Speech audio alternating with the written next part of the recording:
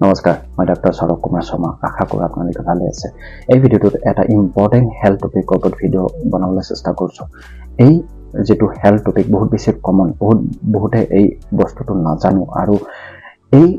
প্ৰবলেমটো আমাৰ বহুতৰে আছে কিন্তু এই বস্তুটো নাজানো আমাৰ বহুতৰে লো মুড বহুত ডিপ্ৰেছন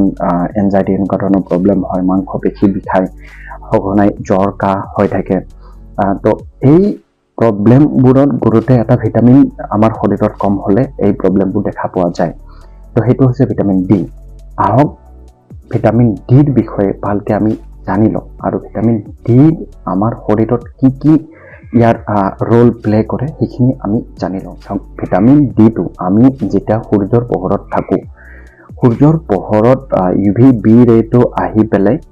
আমাৰ UVB ৰশ্মিটো আহি পেলাই আমাৰ স্কিনত ভিটামিন ডি টো প্ৰডিউস হয় ভিটামিন ডি টো বনে তেনেকে ই এক্টিভ হয় লিভাৰত আৰু আলটিমেটলি কিডনিত ই এক্টিভ হয় আৰু তেনেকে ভিটামিন ডি এ আমাৰ খাদ্যনলীৰ পৰা ক্যালসিয়াম ফসফৰাছ এইবোৰ এবজৰ্ব কৰায় আৰু ভিটামিন ডি আমাৰ শৰীৰত বহুত বেছি ৰোল আছে ই আমাৰ মুডটো ষ্টেবিলাইজ কৰে আমাৰ মনটো ভাল লগায় vitamin D deficiency vitamin D শৰীৰত কমিলে ডিপ্ৰেছন এনজাইটি আমাৰ লো মুড হ'ব পাৰে ই প্ৰতিৰোধ ক্ষমতাটো মেইনটেইন কৰি ৰাখে বহুত বেছি ইনফেকশন হ'ব পাৰে যদি ভিটামিন ডি আমাৰ শৰীৰত কম থাকে হাড়বোৰ ষ্ট্ৰং কৰি ৰাখে ভিটামিন ডি তো ভিটামিন ডি যেতিয়া আমাৰ শৰীৰত কম হ'ব হাড়বোৰ উইক হৈ যাব হাড়বোৰ ভাঙাৰ চান্স থাকে ভিটামিন ডি আমাৰ মাংস পেশীবোৰ ভালকে কাম কৰিবলৈ সহায় হয় সো সেই কাৰণে ভিটামিন ডি যেতিয়া আমাৰ শৰীৰত কম থাকিব মাংস পেশী বিষায় কলাফুল বিষায় বহুতৰে এনেকুৱা ধৰণৰ প্ৰবলেম হয় আৰু এটোও কোৱা হয় যে ভিটামিন ডি যদি ডেফিচিয়েন্সি আমাৰ শৰীৰত যদি ভিটামিন ডি কম থাকে হাৰ্ট এটেকৰ চান্সও বহুত বেছি বাঢ়ি যায় তো ভিটামিন ডি আমাৰ শৰীৰত বহুত এটা ইম্পৰ্টেন্ট ৰোল প্লে কৰি আছে আৰু ভিটামিন ডি যেতিয়া আমাৰ শৰীৰত কম থাকিব বহুত বেছি প্ৰবলেম দেখা পোৱা যায় আৰু এইবোৰ কমন প্ৰবলেম আমাৰ বহুতৰে হয় বাট আমি নাজানো তো এনেকুৱা ধৰণৰ যদি প্ৰবলেম হৈছে আপোনাৰ vitamin D deficiency vitamin D আপোনাৰ শৰীৰত কম থাকিব পাৰে আপোনালোকে ওচৰৰ চিকিৎসালয়ত চিকিৎসকক দেখাওক ভিটামিন ডি এস্টিমেশন কৰিব পাৰি নাবা ভিটামিন ডি ক্যাপসুল ডাইৰেক্ট খাব পাৰি একো দিগদাৰ নহয়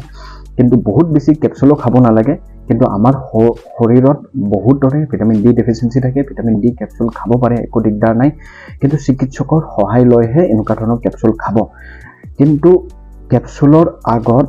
আমি কিছুমান লাইফস্টাইল মেজাৰ্স ল'ব লাগিব যেনেকুৱা হৈছে আমি ৰাতিপুৱা উঠিয়ে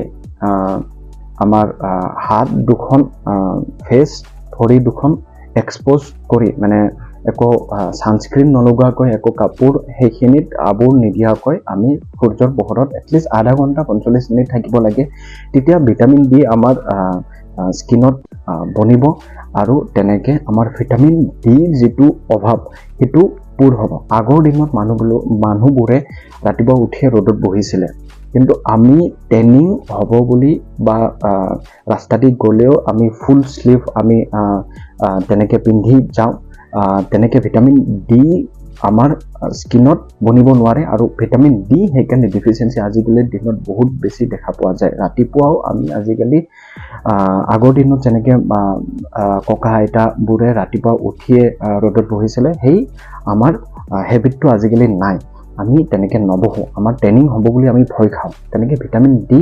ডেফিচিয়েন্সি হৈ যায় আৰু বহুত বেছি প্ৰবলেম হেকানে বাঢ়ি যায় তো ৰাতিপুৱা উঠিয়ে আমি ঘণ্টা এটলিষ্ট বহিব লাগিব সানস্ক্ৰিন নলগাকৈ বহিব লাগিব আমি মাছ খাব পাৰো ডেইৰি প্ৰডাক্টস এইবোৰতো ভিটামিন ডি আমি পাও তো এইবোৰো আমি খাদ্য খাব লাগিব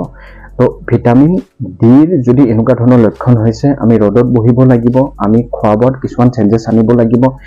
আমি যদি এইবোৰ কৰাৰ পিছতো ঠিক হোৱা নাই আমি চিকিৎসকক দেখাব পাৰো ভিটামিন ডি এস্টিমেশন কৰিব পাৰো আৰু ভিটামিন ডি ক্যাপসুল খাব পাৰো এই প্ৰবলেমটো বহুত বেছি কমন বহুতৰে এই প্ৰবলেমটো আছে বহুত বেছি কমন তো আপোনালোকৰ যদি এনেকুৱা ধৰণৰ প্ৰবলেম হৈছে ভিটামিন ডি এস্টিমেশন আপোনালোকে কৰিব পাৰে হেতুৰ কাৰণে চিকিৎসকক দেখাওক আৰু আপোনালোকৰ যদি এনেকুৱা প্ৰবলেম হৈছে কমেন্টত জনাওকচোন আৰু মোৰ চেনেলটো সাবস্ক্ৰাইব কৰি মোক সাপোৰ্ট কৰক আৰু ভিডিওটো আপোনালোকে চোৱাৰ বাবে অশেষ ধন্যবাদ